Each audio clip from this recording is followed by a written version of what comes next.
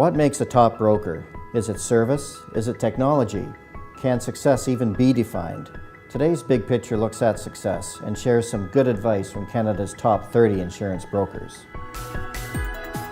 Some of Canada's top brokers gathered for the Insurance Business Roundtable discussion, Know Your Customer, Know Your Competition.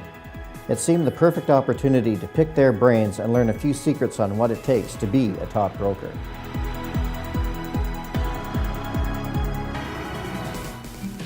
I think for me, it's been staying true to what we are as Mun Insurance has helped me, and then with modernizing our products, our product line, and with our technology, it certainly helped me move forward. And I would say they were probably the two biggest things, going from a small mom and pop shop to a more mid-sized broker, and establishing a bigger commercial book has been basically key to us moving into the next generation. I really do believe it's value. It's bringing the added value to the table for the client so that he can make his strategic business decisions with your input, not only as a broker, but also in the big picture.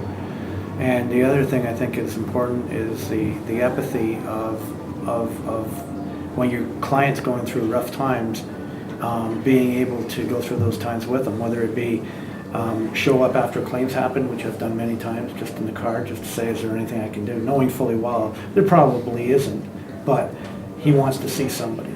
He wants to know that the product he paid for brings something to the table.